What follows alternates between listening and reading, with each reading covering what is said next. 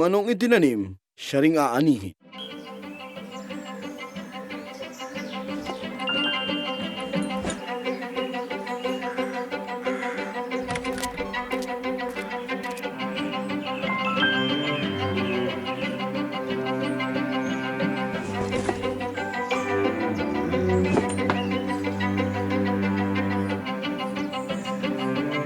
Anak, handa ka na ba? Hay. Oo.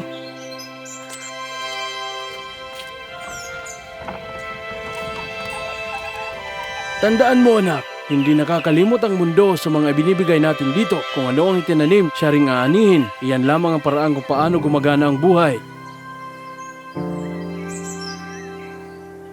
Heto na po, 2 kilo. Parang hindi naman 2 kilo ito. Ginoo, kung nagdududa kayo, isauli nyo na lang ang prutas. Sige na nga, kukunin ko na.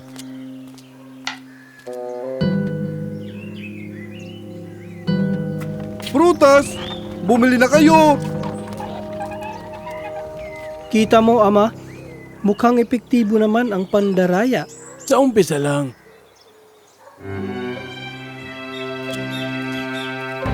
Hoy, sundalo! Nagsisimula na ang pagsasayanay sa palasyo. Bantayan mo ang silidukuman, naintindihan mo ba? Opo, Ginoo.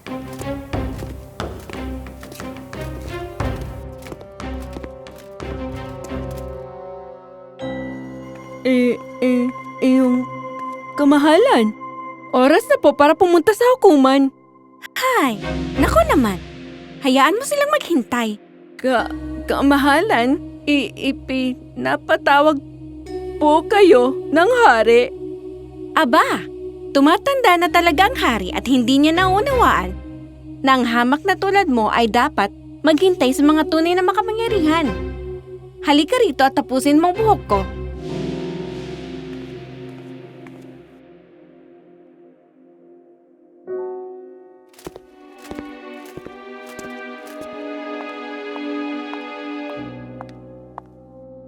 Ravia, nahuli ka. Ano ang problema, Ama? Hindi kayang patakbuhin ang kaharian nang wala ako?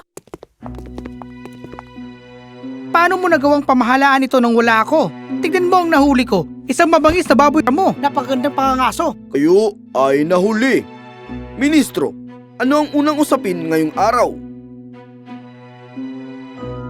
Kamahalan, may ilang magsasaka mula sa nayon ng Darby na nais kayong makausap.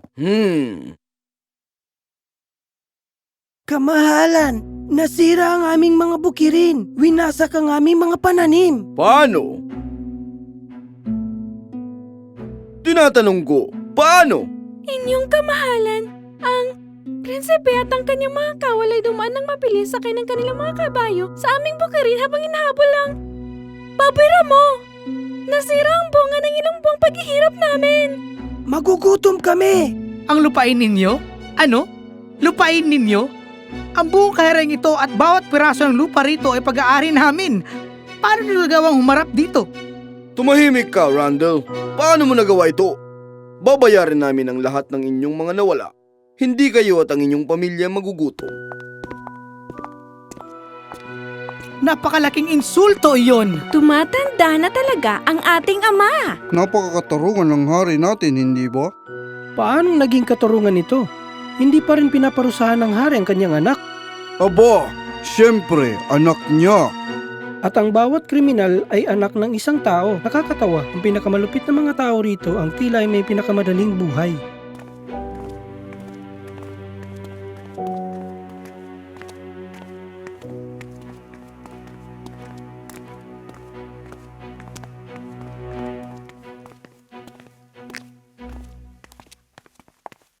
Kunin mo na ang perang ito at sisiguraduhin kong pagdating mo sa inyong nayon ay wala ka ng bubong sa ulo. Kamahalan! Walang sino man ang maaaring mang-insulto sa akin.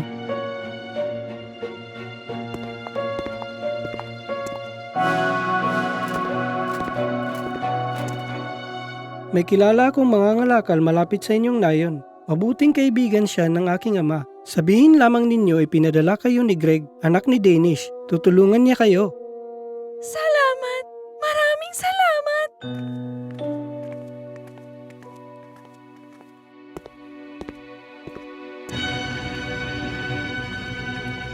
Ravia, ano na naman ito?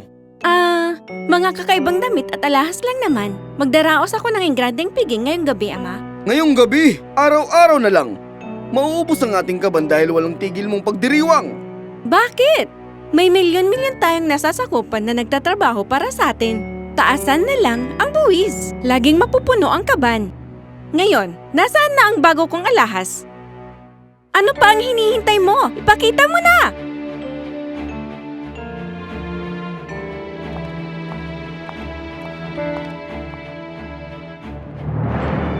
Lumipas ang ilang buwan.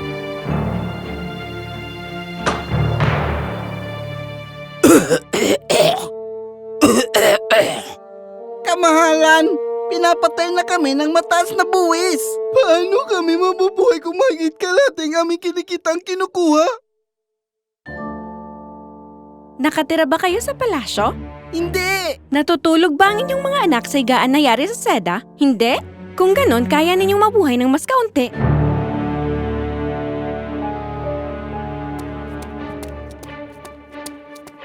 Kamahalan, ikinagagalak naming ipaalam na opisyal na nating nasakop ang kaharian ng Ibelia.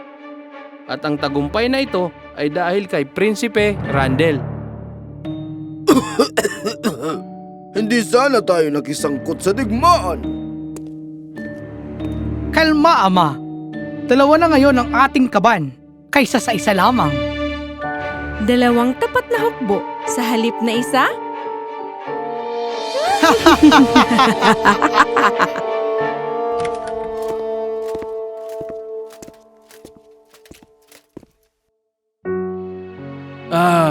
Ang anak ko, isa na siyang sundalo. Hindi!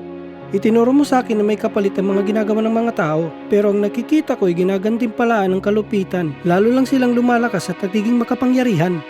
Itinatago lamang ng kapangyarihan ng mga kahihinatnan, hindi binubura ang mga ito.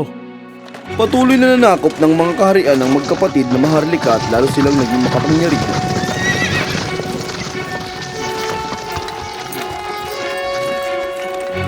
Hanggang isang araw, Kamahalan, may mga tao mula sa kaharian ng Banderia na ating sinakop na nais kayong makausap. Kamahalan, matinding tagtuyot ang nararanasan ng aming lupain. Ano ngayon? Nagugutom na ang aming mga tao. Kailangan namin ng iyong tulong. Hindi naman kami makakagawa ng ulap at ulan para sa inyo, hindi ba? Sila ay mga mamayan na rin natin. Dapat natin silang tulungan. At paano nga ba tayo gumagawa ng ulap? Umalis kayo rito. Kamahalan, maaari ba tayong magpadala lang ng kaunting butil? Ilang panangyalam ang isang sundalo sa mga usaping pambansa. Paumanhin po, Kamahalan. Ayoko na siyang makita kahit kailan. Sinubukan kong tumulong at tatanggal ako sa trabaho. Sila ay paulit-ulit na gumagawa ng kasamaan at lalo pang umuunlad. Kailan ba sila haharap sa bunga ng kanilang mga ginagawa? Maghintay ka, anak. Maghintay ka. Samantala, may isa pang prinsipe, si Prinsipe Theodore, na gumagawa ng mga plano. May tagtuyot sa Banderia at tumanggi si Prinsipe Randel na tumulong sa sarili niyang mga tao. Kamahalan, ito ang tamang panahon para umatake. Hindi, ito ang panahon upang tumulong. Kamahalan, iligtas niyo kami mula sa kanilang malupit na pamumuno. Nangugutom kami. Wala na sa aming mawawala. Tutulungan namin kayo laban sa kanilang hukbo. Ngunit iligtas niyo kami. Iligtas niyo ang aming mga pamilya. Pakiusap! At iyon nga ang nangyari. Kamahalan, inatake ni Prinsipe Theodore ang Banderia at nasakop niya ito. Paano niya nagawa iyon? At ano naman ang ginagawa ng ating hukbo? Tinulungan siya ng mga tao ng Banderia. Wala nang nagawa ang ating mga hukbo. Ipapakita ko sa kanila. Ihanda ang pag-atake. Ano ang nangyari? Paatakihin natin si Prinsipe Theodore. Hindi tayo atake. Hindi ka na nga bahagi ng hukbo. Makinig kayo. Atakihin ng magkapatid na ito ang mga tao na naghihirap dahil sa tagtuyot. Karapat-dapat ba silang tulungan? Mula nang mamuno sila, may nagawa ba silang kahit katiting na mabuti para sa atin o sa karyang ito?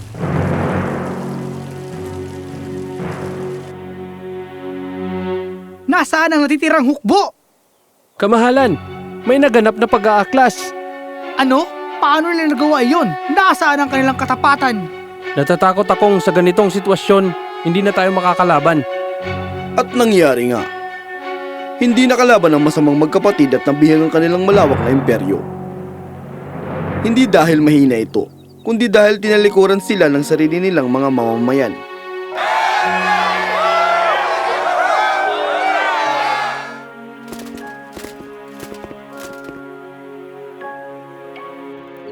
Hindi nila tayo minahal ng ganon. Ang pagmamahal ay hindi nagpapanatili ng trono. Hindi, ngunit ang puot ang sumisira rito. Ilang linggo lang ang nakalipas, sila ang naghahari sa lahat. Kinakatakutan sila ng mga tao, sinusunod sila, at ngayon, wala na ang lahat. Hindi ito nawala ng biglaan. Paisa-isa, paisa-isang desisyon. Sila mismo ang bumuo ng wakas na ito. Ang taong makapangyarihan ay mapagmataas hanggang sa dumating ang araw na wala nang tatayo sa kanyang tabi. Tumingin ka roon. Paano mo nagawang dayain ang iyong mamimili? Makukulong ka! Hindi ko na po uulitin yun!